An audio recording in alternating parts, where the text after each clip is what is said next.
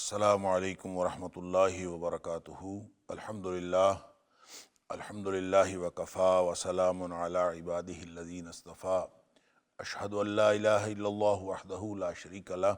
واشہد ان محمدا عبدہ ورسولہ صلی اللہ علیہ وآلہ وسلم۔ اللہم صلی علی محمد وعلی آل محمد کما صلیت علی ابراہیم وعلی آل ابراہیم انک حمید مجید۔ اللہم بارک علی محمد وعلی آل محمد کما بارکت علی ابراہیم وعلی آل ابراہیم انک حمید مجید۔ اما بعد فاعوذ باللہ السمیع العلیم من الشیطان الرجیم من حمزہ ونفخہ ونفثہ۔ بسم اللہ الرحمن الرحیم۔ والنجم والشجر یسجدان، اور ستارے یا جڑی بوٹیاں اور درخت یہ سب اللہ کے سامنے سجدہ کرتے ہیں۔ آیت نمبر 6 سورہ الرحمن، یہاں سے آج کے سبق کا آغاز اللہ کی توفیق سے ہو رہا ہے۔ اور سورہ الرحمن کے بارے میں اب پہلے میں بتا چکا ہوں کہ یہ بڑی ہی ایک منفرد صورت ہے اس اعتبار سے کہ اس میں ایک تو ترجیح، یعنی جو آیات بار بار دہرائی گئی ہیں، اگرچہ یہ بار بار دہرائی جانے والی آیات کا اسلوب ہمیں پہلے بھی ملتا ہے، جیسا کہ سورہ قمر کے اندر پیچھے ہم دیکھ آئے ہیں، اسی طرح سورہ شعراء کے اندر بھی آیات جو ہیں وہ بار بار دہرائی جاتی ہیں، لیکن یہاں پہ یہ جو ترجیح ہے، یہ دہرانا ہے، یہ بہت ہی زیادہ ہے، اور اس میں 31 بار ایک آیت کو دہرایا گیا ہے۔ اور اس میں پھر خاص طور پر جو پہلا حصہ ہے، میں نے عرض کیا تھا کہ اس کو مضامین کے اعتبار سے 3 حصوں میں تقسیم کر سکتے ہیں۔ جو پہلا حصہ ہے اس میں دنیا میں عطا ہونے والی نعمتوں کا تذکرہ ہے، اور ابتدا قرآن سے ہے۔ الرحمن علم القرآن، الرحمن جو ہے یہ اگرچہ پوری آیت ہے، لیکن اس میں صرف اور صرف یہ اگلی آیات کے مبتدا کے طور پر یہ بیان ہوئی ہے، اور خبر جو ہے وہ اگلی آیات میں ہے کہ الرحمن وہ ہے جس نے قرآن سکھایا۔ اور قرآن کے بارے میں عرض کر چکا کہ اس سے مراد ایک تو وہ کلام ہے جو اللہ کریم کا کلام ہے، جس کو ہم قرآن مجید کہتے ہیں، اور قرآن نے خود کہا قرآن مجید، اور دوسرا اس سے مراد قراءت ان سے قرآن یعنی پڑھنا سکھایا۔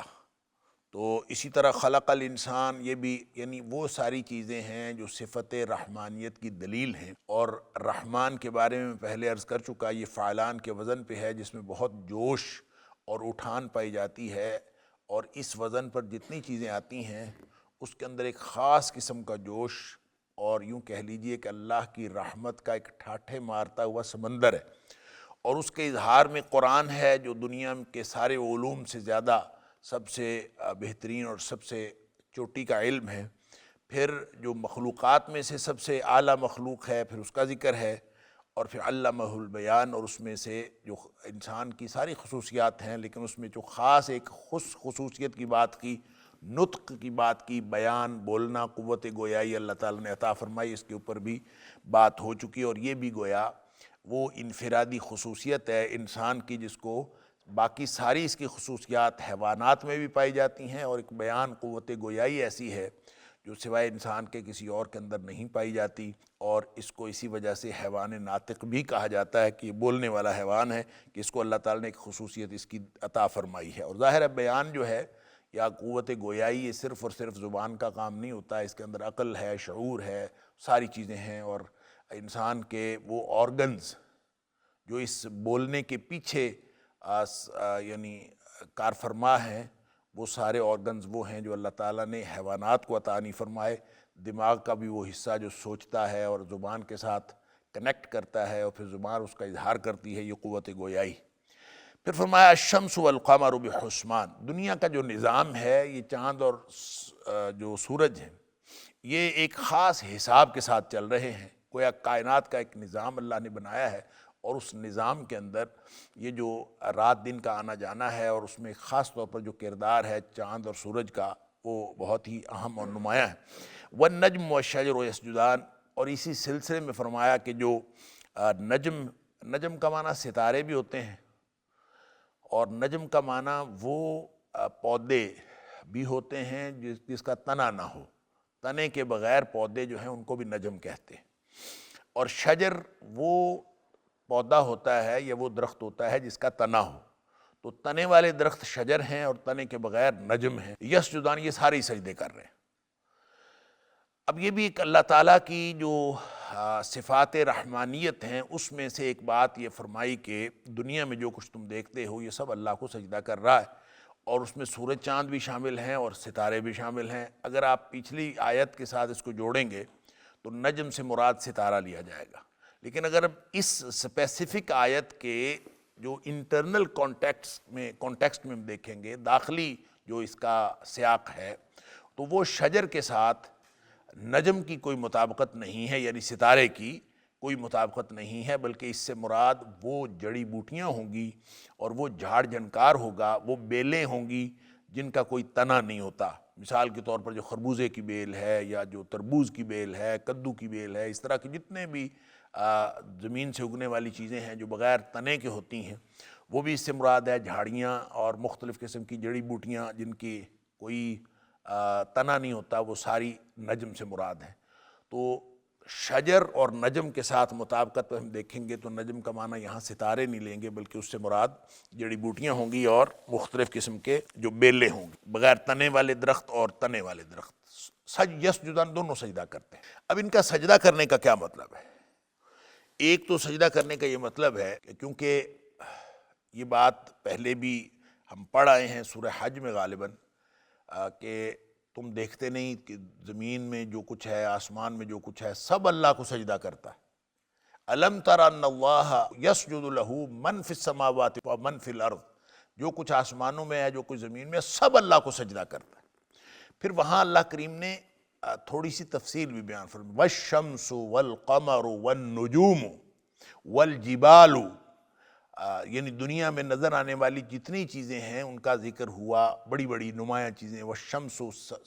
سورج بھی سجدہ کرتا ہے، والقمر، چاند بھی سجدہ کرتا ہے، والنجوم، ستارے بھی سجدہ کرتے ہیں، اور پھر ساتھ فرمایا کہ والجبال، اور پہاڑ بھی سجدہ کرتے ہیں، والشجر، درخت بھی سارے سجدہ کرتے ہیں، والدواب،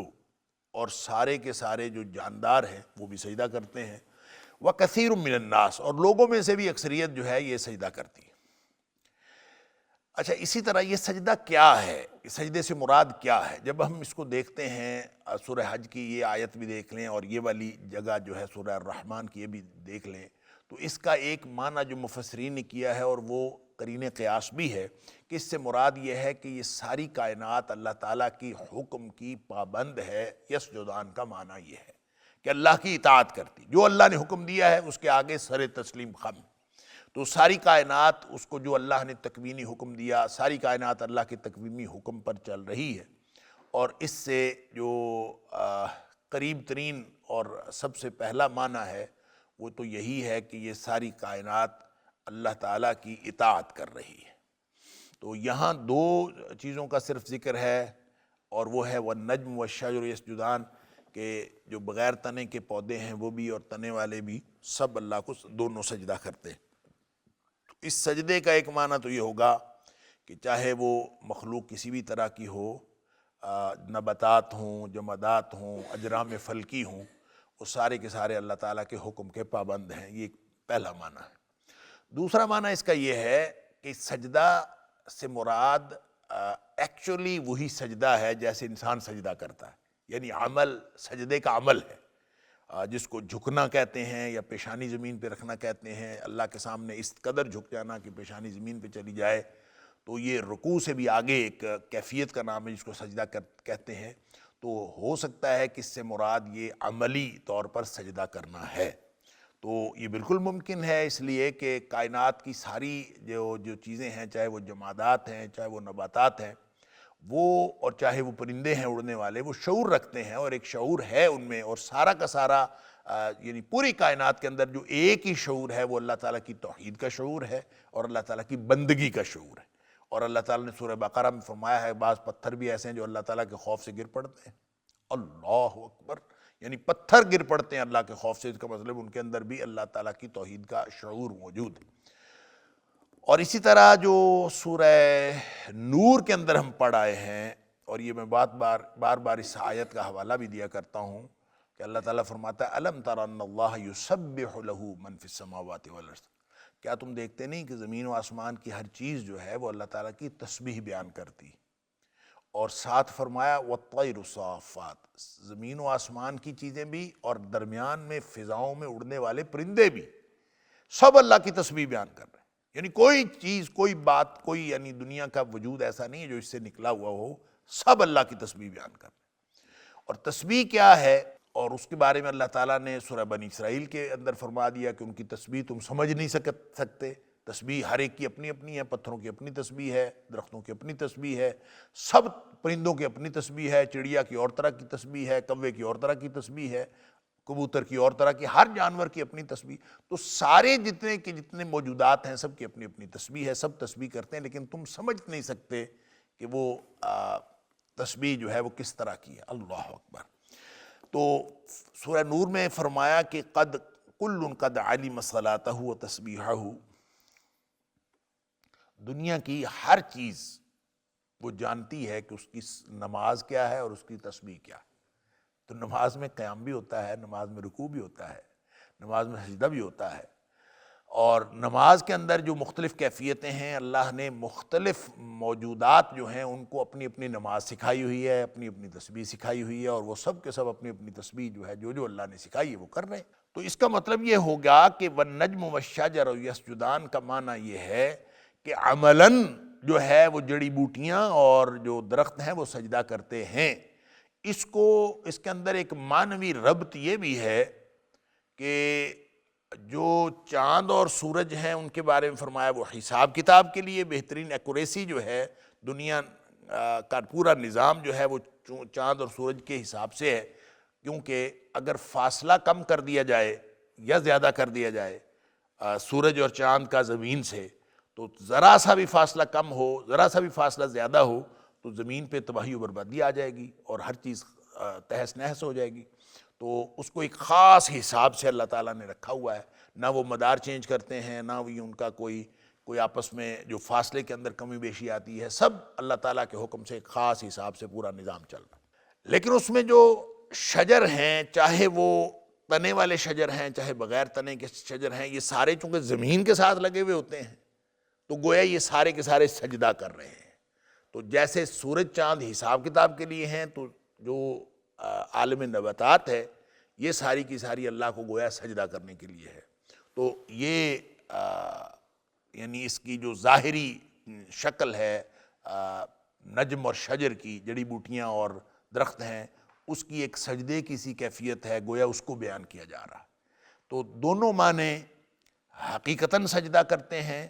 یا پھر ان کو اللہ تعالیٰ کی اطاعت کے پابند ہیں، دونوں معنی جو ہیں وہ اس کے بارے میں درست ہیں۔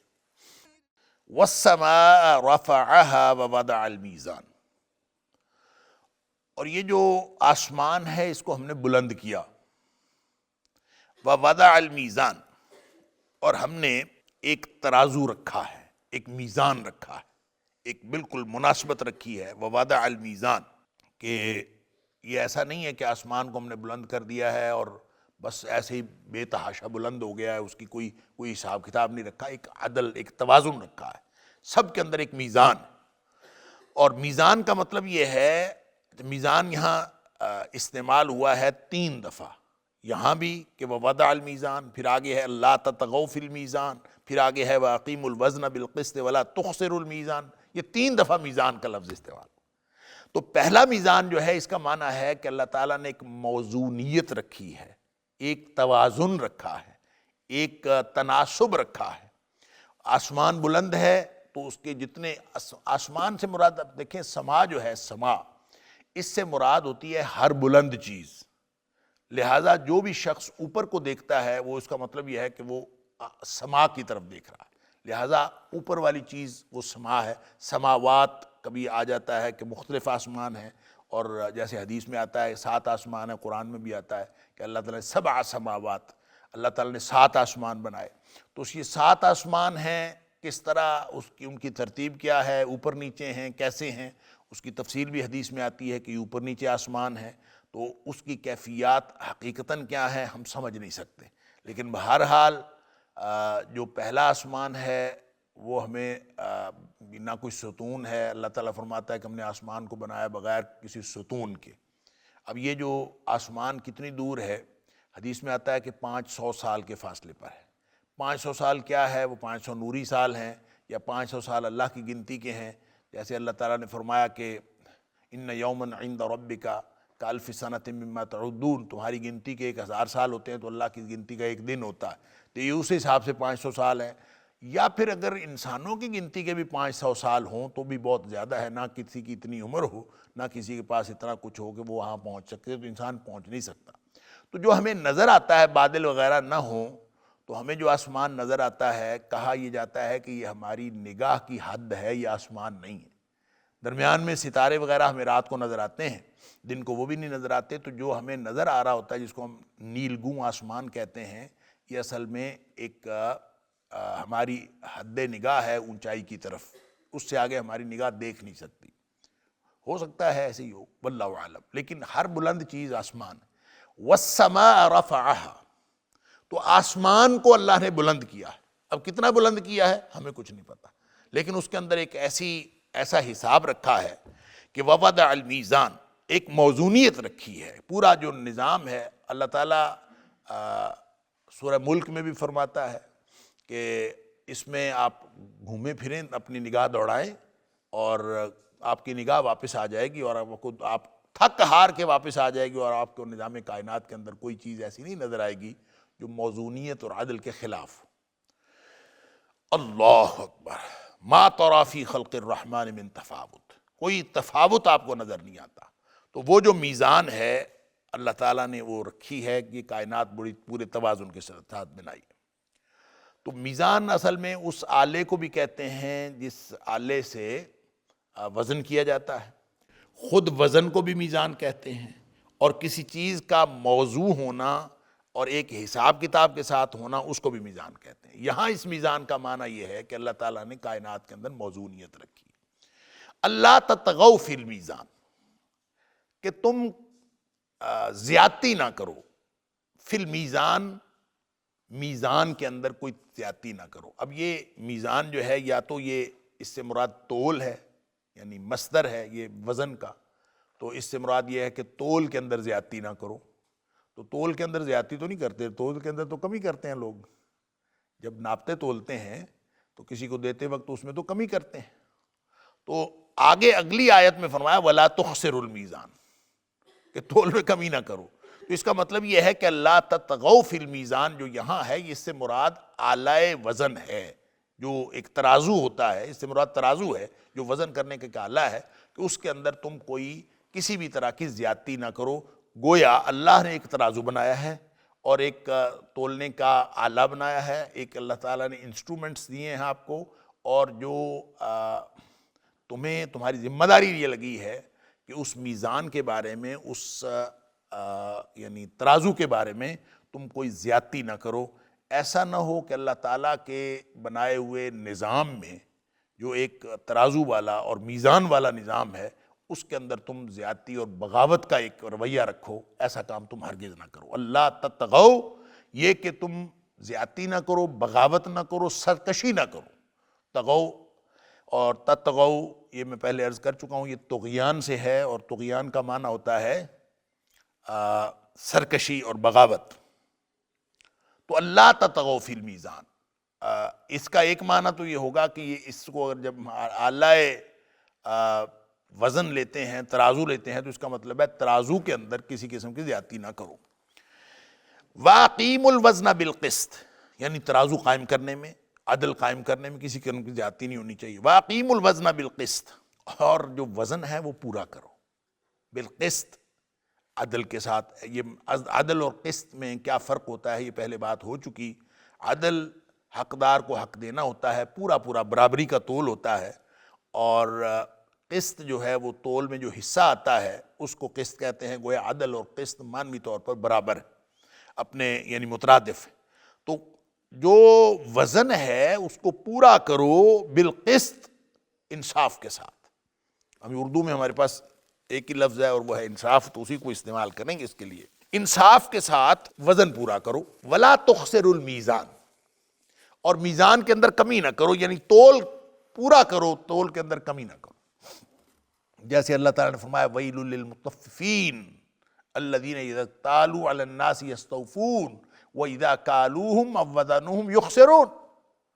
جب خود لینا ہوتا ہے تو پورا لیتے ہیں، اور جب دوسروں کو دیتے ہیں تو کم دیتے ہیں۔ ان سارے کمی زیادتی کرنے والے جو ہیں ان کے لیے تباہی، بربادی اور جہنم ہے۔ لہذا ایک تو میں نے عرض کیا تھا، پہلے کو آلائے وزن کہہ لیں اور دوسرے کو میزان کو مصدر لے لیں، یعنی تولنا اس سے مراد ہے کہ تول میں کمی نہ کرو، تو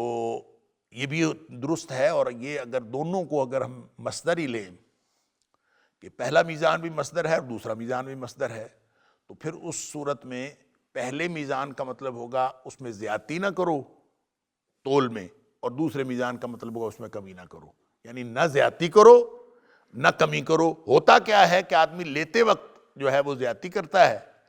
زیادہ تولتا ہے، اور دیتے وقت آدمی کم تولتا ہے، تو گویا دونوں طرح سے یہ منع کر دیا گیا کہ نہ تو زیادتی ہونی چاہیے اور نہ ہی کمی اور خسارہ ہونا چاہیے۔ اللہ تطغوا فی المیزان، تو گویا اللہ تعالیٰ نے کائنات کا ایک نظام جو ہے اس کو اس طرح سے عدل و قسط پر مبنی اور اعتدال پر مبنی اور توازن پر مبنی بنایا ہے کہ اس کے اندر، اس پورے نظام کائنات کے اندر، جو کہ اللہ تعالیٰ کی بندگی کے ساتھ منسلک ہے، اللہ تعالیٰ کی تسبیح کے ساتھ منسلک ہے، اللہ کی نماز کے ساتھ منسلک ہے، اللہ کے سجدوں کے ساتھ منسلک ہے، اس کے ساتھ اگر کوئی شخص ہم آہنگی پیدا کرنا چاہتا ہے تو اس کو اسی طرح کا توازن، اسی طرح کا تول، اسی طرح کا ترازو، اسی طرح ایک عدل و قسط کے اوپر اپنا جو ہے وہ اپنے جسم کو اس کے مطابق سنکرونائز کرنا پڑے گا، پھر جا کے یہ اس نظام بندگی کے ساتھ منسلک ہوگا جو اللہ تعالیٰ نے انسانوں کے ذمہ لگایا ہے۔ یا ایھا الناس اعبدوا ربکم، اے کائنات کو لوگوں اپنے رب کی بندگی کرو۔ تو رب کی بندگی کا نظام ہے، اس کے ساتھ سنکرونائز ہونا ضروری ہے، عدل کے ساتھ۔ دیکھیں یہ جو ارسطو ہے، یہ فلسفہ یونان کا اصل بابا آدم جس کو کہا جاتا ہے، پورا جو عروج ہوا ہے فلسفہ یونان کا وہ جا کے ارسطو پہ ہوا۔ تو ارسطو نے ایک بات کہی ہے کہ ایک داخلی عدل ہوتا ہے انسان کے اندر، داخلی عدل، انسان کے جسم کے اندر ایک عدل ہوتا ہے۔ اگر انسان نے خارجی طور پر عدل کے نظام کے ساتھ منسلک ہونا ہے تو اس کو داخلی طور پر بھی عادل ہونا چاہیے۔ اور عدل کیا ہے؟ وہ کہتے ہیں انسانی شخصیت کے 3 حصے ہیں، ایک اوپری حصہ ہے، ایک درمیانی حصہ ہے اور ایک نیچے والا حصہ ہے۔ جو اوپر والا حصہ ہے اس میں عقل ہوتی ہے، جو درمیانی حصہ ہوتا ہے اس میں جذبہ ہوتا ہے، اور جو نیچے والا حصہ ہوتا ہے اس میں جبلت ہوتی ہے۔ تو جب یہ جبلت اور جذبہ دونوں، اگر تینوں اپنی اپنی جگہ کام کریں گے، عقل اپنی جگہ کام کر رہی ہے، جذبہ اپنی جگہ کام کر رہا ہے، جبلت اپنی جگہ کام کر رہی ہے، تو عدل قائم نہیں ہو سکتا۔ وہ کہتا ہے عدل قائم اس وقت ہوتا ہے جب نیچے والے دونوں حصے اوپر والے حصے کے ساتھ مطابقت قائم کریں اور اس کے ذیل میں اور اس کے ماتحت کام کرنا شروع کر دیں۔ یعنی کیا مطلب اس کا؟ کہ جذبہ اور جبلت جو ہے یہ عقل کے ماتحت آ جائے، اور جس جسم کے اندر جذبہ اور جبلت عقل کے ماتحت آ جاتے ہیں تو وہ عقل دانائی بن جاتی ہے، اور جب عقل دانائی بنتی ہے تو پھر انسانی جسم کے اندر اعتدال آتا ہے۔ گویا داخلی عدل اس وقت قائم ہوگا جب جذبہ اور جبلت دانائی یا دانش کے ماتحت آ جائیں، یعنی غلبہ دانائی کو ہو، جذبے اور جبلت کو نہ ہو، پھر انسان کا داخلی عدل پیدا ہوتا ہے۔ داخلی عدل قائم ہونا اخلاقی فضیلت حاصل کرنے کے لیے بہت ضروری ہے۔ جس کے اندر داخلی عدل نہیں ہے وہ خارجی عدل کے ساتھ اپنے آپ کو سنکرونائز نہیں کر سکتا۔ تو خارجی عدل کے ساتھ، عدل کے نظام کے ساتھ کوئی شخص اس وقت منسلک ہو سکتا ہے جب انسان کے اندر داخلی طور پر عدل قائم ہو۔ تو جو داخلی طور پر منتشر آدمی ہے اور داخلی طور پر وہ اپنے عدل اور توازن اور اعتدال سے ہٹا ہوا ہے، اس کا جبلت جو ہے وہ اس کے جذبے اور دانائی کے اوپر حاوی ہو گئی ہے، یا اس کا جذبہ دانائی اور جبلت کے اوپر حاوی ہو گیا ہے، اس انسان کے اندر کبھی عدل قائم نہیں ہو سکتا۔ یعنی جس کا جذبہ وہ حاوی ہے اس کی دانائی کے اوپر اور اس کی جبلت کے اوپر، وہ بھی عدل نہیں قائم کر سکتا۔ تو اس جس کی جبلت حاوی ہے اس کے دانائی کے اوپر، اس کے جذبے کے اوپر، وہ بھی عدل قائم نہیں کر سکتا۔ تو جو گویا داخلی عدل ہوگا تو پھر انسان خارجی طور پر لوگوں کے عدل کے نظام کے ساتھ منسلک ہو سکتا ہے۔ اور اللہ تعالیٰ یہ فرماتا ہے اللہ تطغوا فی المیزان واقیموا الوزن بالقسط ولا تخسروا المیزان، کہ یہ جو کائنات کا نظام ہے یہ بھی اللہ تعالیٰ نے ایک موزونیت کے ساتھ بنایا، لہٰذا اس موزونیت کے ساتھ انسان کا سنکرونائز ہونا بہت ضروری ہے۔ اور وہ سنکرونائز کیسے ہوگا، کیسے مطابقت پیدا کرے گا؟ ساری کائنات اللہ کی بندگی کر رہی ہے، کائنات کا ہر وجود اللہ کی بندگی کر رہا ہے، اور انسان اللہ کی بندگی کے نظام کے ساتھ اگر منسلک ہوگا واقعتاً اور حقیقتاً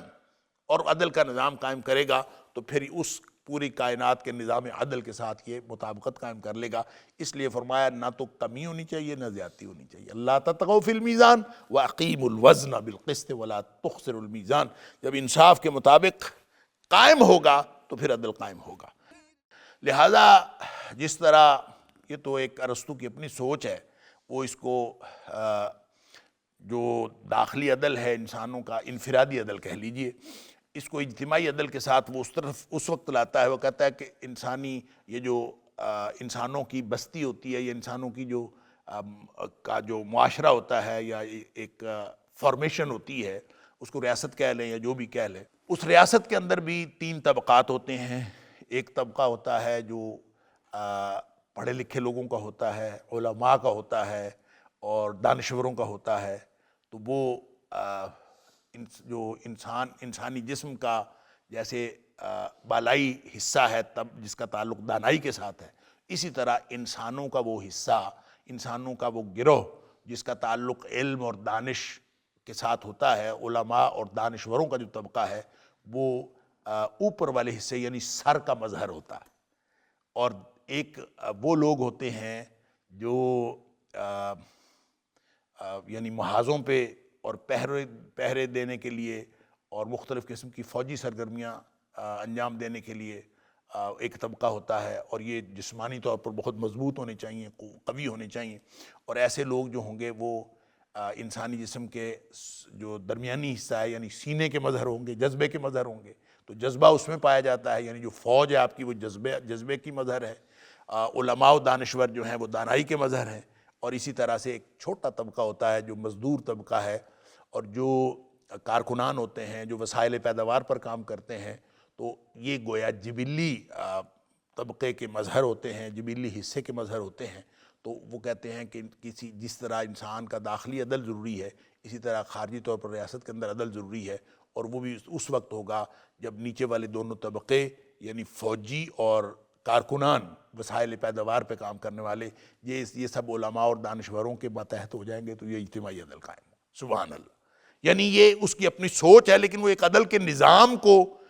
جو ہے اس کے کانسیپٹ کے اندر ایک موجود ہے، وہ پرسیو کرتا ہے کہ ایک عدل کا نظام ہونا چاہیے، لہٰذا اس نے اس طرح سے ایک پورا نظام بنایا ہوا ہے۔ یہ اگرچہ وہ جو افلاطون ہے اس کی ریاست سے ہی اس نے ساری وہ چیزیں اخذ کی ہیں، اور افلاطون نے اپنی ریاست کے اندر جو نظام قائم کیا ہے اس میں اسی لیے وہ کہتا ہے کہ افلاطون کی ایک خیالی ریاست ہے، اور اس خیالی ریاست کے اندر اس نے نظام تعلیم بھی قائم کیا، اس کے اندر الگ الگ طبقے جو بنتے جاتے ہیں۔ بہرحال ایک لمبی تفصیل ہے، میں صرف فلسفہ یونان کا حوالہ اس لیے دے رہا ہوں کہ انسانوں کا معاشرے کے ساتھ اور معاشرے کا کائنات کے نظام کے ساتھ مطابقت قائم کرنا اور سنکرونائز ہونا، یہ ایک وہ فطری ضرورت ہے جس کو ہر دور کے دانشوروں نے محسوس کیا ہے۔ اور قرآن کہتا ہے کہ ہم نے یہ جو آسمان بلند کیا ہے اور پورے نظام کے اندر وَوَضَعَ الْمِيزَانَ، اور ہم نے ترازو رکھا ہے، اور تمہارے لیے امتحان یہ ہے کہ ترازو تو موجود ہے اللہ کے ہاں، اور وہ کتنا بڑا ترازو ہے، وہ قیامت والے دن وہ تولا جائے گا۔ ایک یہاں پہ نظام ہے، ایک پھر قیامت والے دن جو اللہ نے میزان رکھا ہے۔ تو یہ دنیا کے نظام میں جب آپ عدل کے توازن کے ساتھ جڑیں گے تو پھر قیامت والے دن آپ اس ترازو کے اندر جو ہے اپنے اعمال کا وزن لے سکیں گے، اور اس دن ہر چیز کا وزن ہوگا۔ لہٰذا اگر اس میزان کو ہم دنیاوی حوالے سے دیکھیں، اور دنیاوی حوالے سے ہی دیکھا جانا چاہیے جب ہم سورہ الرحمن کے اس حصے کی بات کر رہے ہیں، کیونکہ اس حصے میں اللہ کریم نے صفت رحمانیت کے جتنے دلائل ہیں وہ اللہ نے عطا فرمائے، اور اس میں خاص طور پر وہ چیزیں بیان کی ہیں قرآن کے علاوہ جو ساری کی ساری تباہ و برباد ہو جانے والی ہیں، جس کے آخر پہ میں نے عرض کیا، آگے ہم چلیں گے تو آئے گا کل من علیہا فان، جو کچھ بھی ہے سب تباہ و برباد ہو جائے گا۔ لہٰذا جو تباہ و برباد ہو جانے والی چیزیں ہیں لیکن دنیا میں انسان اس سے مستفید ہوتے ہیں، وہ ساری اللہ تعالیٰ نے یہاں بیان کی ہیں۔ تو اس سے مراد یہ میزان جو ہے دنیا کا میزان ہے، دنیا کے نظام کا میزان ہے، نہ کہ اس سے مراد آخرت والا میزان ہے۔ لیکن اگر آخرت والا میزان بھی اس سے مراد لیں تو اس کا مطلب ہے جو دنیا میں عدل کے نظام کے ساتھ اور توازن کے ساتھ منسلک ہوتا ہے اسی کا وزن قیامت والے دن ہوگا۔ لہٰذا اللہ فرماتا ہے کہ دنیا کے یہ جو آپ کے اعمال کی جو موزونیت ہے، جو وزن ہے، اس میں نہ زیادتی کرو نہ کمی کرو، اور حکم یہ ہے وَأَقِیمُوا الْوَزْنَ بِالْقِسْطِ، پورے کے پورے وزن ہونے چاہیے، ہر چیز کا وزن ہوتا ہے اور ہر چیز کا وزن پورا ہونا چاہیے بالقسط، عدل کے ساتھ۔ وَلَا تُخْسِرُوا الْمِيزَانَ، اس کو کم نہ کرو، دیتے وقت کم کرنا اور لیتے وقت زیادہ کرنا، جیسے میں نے عرض کیا سورہ مطففین میں اللہ تعالیٰ نے فرمایا لوگ یہ کرتے ہیں تو یہ گویا دونوں باتوں سے منع کر دیا گیا، یہ بھی ہو سکتا ہے، اور پھر لوگوں کے ساتھ معاملہ کرتے وقت کمی بیشی نہ کرو، یہ بھی اس سے مراد ہو سکتا ہے۔ گویا پورا جو نظام زندگی ہے اسلام کے مطابق وہ ایک موزونیت کی دلیل ہے، اعتدال اور توازن کی دلیل ہے، اس کے مطابق انسان زندگی گزارے تو پھر انسان سرکشی سے بھی بچ جاتا ہے اور خسارے سے بھی بچ جاتا ہے۔ وَالْأَرْضَ وَضَعَهَا لِلْأَنَامِ، اب دیکھیں شروع کہاں سے ہوئے تھے؟ قرآن سے۔ رحمان کی جو صفات شروع ہوئیں تو سب سے پہلی صفت تھی علم القرآن، قرآن، پھر اس کے بعد علمہ البیان، خلق الانسان، انسان پیدا کیا، پھر اس کو قوت گویائی سکھائی، پھر شمس، قمر، آسمان، اوپر کی باتیں ہو رہی ہیں، اوپر کی باتیں، پھر نظام کا، یہ پوری کائنات کے نظام کا جو حسن ہے اور اس کی موزونیت ہے، پھر اس کی بات ہوئی۔ اب چلتے چلتے نیچے آ گئے ہیں وَالْأَرْضَ وَضَعَهَا لِلْأَنَامِ، زمین پہ آ گئے، پہلے اوپر تھا اب زمین پہ آ گئے۔ زمین پہ وہ فرماتا ہے کہ وَالْأَرْضَ وَضَعَهَا لِلْأَنَامِ، زمین کو جو ہم نے بنایا ہے یہ ہم نے مخلوقات کے لیے بنایا ہے۔ یہ جو انعام ہے یہ کون کون سی، کس سے، اس سے مراد کیا ہے؟ مخلوق، مخلوق میں سے کون؟ بعض لوگوں کا تو خیال ہے، خاص طور پر ابن عباس رضی اللہ تعالیٰ عنہ کا جو ان سے ایک قول موجود ہے کہ کل شیء فیہ الروح، جس کے اندر روح ہے نا، انعام سے وہ مخلوق مراد ہے، ہر مخلوق مراد نہیں ہے، صرف وہ مخلوق مراد ہے جس کے اندر روح ہے۔ تو روح والی مخلوق کون کون سی ہے؟ تو بعض نے تو کہا کہ سارے ہی جاندار جو ہے ان کے اندر روح ہوتی ہے، جان ہوتی ہے، لیکن پھر جب آپ روح کو اسپیسیفک کانٹیکسٹ میں دیکھتے ہیں، جو شعور والی روح ہوتی ہے وہ تو صرف انسانوں اور جنوں میں ہوتی ہے۔ لہٰذا گویا اس سے مراد جب انعام کی بات ہوتی ہے وَالْأَرْضَ وَضَعَهَا لِلْأَنَامِ، کہ زمین کو اللہ تعالیٰ نے پیدا کیا مخلوق کے لیے، تو اس سے مراد جن اور انسان ہوں گے۔ تو اور مکلف مخلوق بھی یہی ہے، جن کو ذمہ دار بنایا گیا ہے، جن کی جواب دہی کی گئی ہے، جن کو علم شرعی کا پابند کیا گیا ہے، وہ جن اور انسان ہیں۔ لہٰذا یہی ان سے مراد ہو سکتے ہیں۔ تو لیکن جو بعض دوسرے مفسرین ہیں، مثال کے طور پر مجاہد ہیں رحمہ اللہ اور قتادہ ہے رحمہ اللہ، وہ کہتے ہیں کہ کل مخلوق، جو ساری کی ساری مخلوق ہے وہ انعام سے مراد، انعام سے مراد کل مخلوق ہے، ساری مخلوق۔ اس سے مراد وہ وجود بھی ہیں جو عالم جمادات سے تعلق رکھتے ہیں، وہ بھی جو عالم نباتات سے تعلق رکھتے ہیں، جن کے اندر روح نام کی کوئی چیز نہیں ہوتی، لیکن اگر کوئی ان کے اندر احساس کا کوئی پہلو ہے تو ہم نہیں جانتے، اللہ جانتا ہے، اور یہ ساری کی ساری مخلوق اس سے مراد ہے۔ اور اللہ تعالیٰ نے یہ زمین، یہ سب کچھ جو ہے وہ للانام ہے نا، للانام، تو زمین بنائی ساری مخلوق کے لیے، تو اس کا مطلب یہ ہوگا کہ یہ کائنات جو ہے ساری مخلوق کے فائدے کے لیے، زمین کے میں جو کچھ ہے یہ ساری مخلوق کے فائدے کے لیے۔ اب مخلوق یہ مائک بھی ہے، یہ مخلوق یہ میز بھی ہے، مخلوق ہر چیز ہے، تو گویا زمین، ساری زمین جو ہے اس میز کے لیے بھی ہے، اس مائک کے لیے بھی ہے، یہ سمجھنا چاہیے۔ تو یہ کل مخلوق والا جو نقطہ نظر ہے یہ محل نظر ہے، اس لیے کہ اللہ تعالیٰ قرآن میں فرماتا ہے وَهُوَ، سورہ بقرہ میں فرمایا وَهُوَ الَّذِي خَلَقَ لَكُم مَّا فِي الْأَرْضِ جَمِيعًا، زمین میں جو کچھ ہے اللہ نے تمہارے لیے بنایا ہے۔ اور اس سے مخاطب کون ہے؟ اس سے مخاطب کون ہے؟ ہم انسان ہی مراد لیتے ہیں، خلق لکم، اس سے انسان مراد لیتے ہیں، لیکن بات اصل میں یہ ہے جب اللہ نے فَبِأَيِّ آلَاءِ رَبِّكُمَا تُكَذِّبَانِ کو ماں کہہ کے اس میں دو قسم کے لوگ بلا دیے، ایھا الثقلان بھی کہہ دیا، اور ثقلان سے مراد دو جو مخلوقات ہیں، دو بھاری مخلوقات، ایک مخلوق انسان اور ایک مخلوق جن۔ تو اس کا مطلب یہ ہے کہ جنوں میں، اچھا بعض مفسرین نے عجیب و غریب باتیں لکھی ہیں کہ جنوں کے اندر روح نہیں ہوتی۔ اچھا مجھے نہیں سمجھ آئی کہ یہ جن مفسرین نے یہ لکھا ہے انہوں نے کس بنیاد پر لکھا ہے کہ جنوں کے اندر روح نہیں ہوتی؟ تو جس کے اندر روح نہیں ہوتی اس کا تو حساب ہی نہیں ہونا چاہیے، تو جنوں کا تو حساب کتاب ہے، جن تو نیک بد ہوتے ہیں، تو نیک بد، نیکی اور بدی روح کی خصوصیت ہے، جسم کی نہیں ہے، یہ ہے ہی خصوصیت روح کی۔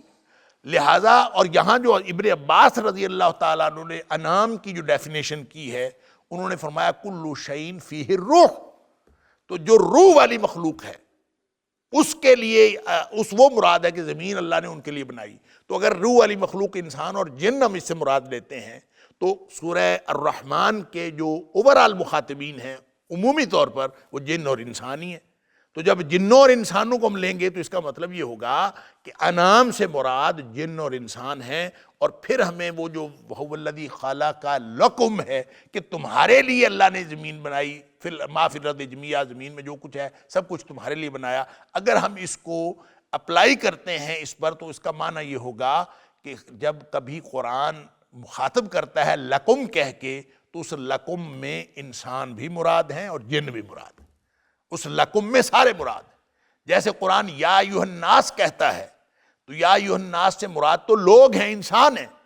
لیکن اس خطاب کے اندر جو ہے وہ جن بھی شامل ہیں، کیونکہ اسی شریعت کے مکلف جو ہے وہ جن بھی ہیں۔ اور سورہ احقاف میں بھی اللہ تعالیٰ نے فرما دیا کہ وہ جو جن تھے وہ موسوی شریعت کے قائل تھے، اور جب انہوں نے قرآن سنا تو انہوں نے ایمان لے آئے۔ تو ایمان لانا نہ لانا روح سے بھی متعلق ہے، اور اسی طرح وہ تکلیف اعمال کا ذمہ دار ہونے کا بھی جو جنوں اور انسانوں کی بات ہوتی ہے۔ پھر اللہ تعالیٰ نے یہ بھی بات کہی ہے کہ جب حدیث کے اندر آتا ہے کہ نبی کریم صلی اللہ علیہ وسلم نے فرمایا، بعض حدیث کے اندر آتا ہے کہ جیسے کوئی مردوں کی چیخ کی آواز آتی ہے یا اس طرح کی باتیں ہیں، تو نبی کریم صلی اللہ علیہ وسلم نے فرمایا ہر چیز سنتی ہے سوائے دو مخلوقات کے، اور دو مخلوقات کون سی؟ انسان اور جن۔ تو انسان اور جن کو الگ رکھا ہے باقی مخلوقات سے۔ تو اس کا مطلب یہ لگتا ہے کہ انعام سے مراد اگرچہ ساری مخلوقات ہو سکتی ہیں، لیکن جب للانعام ہے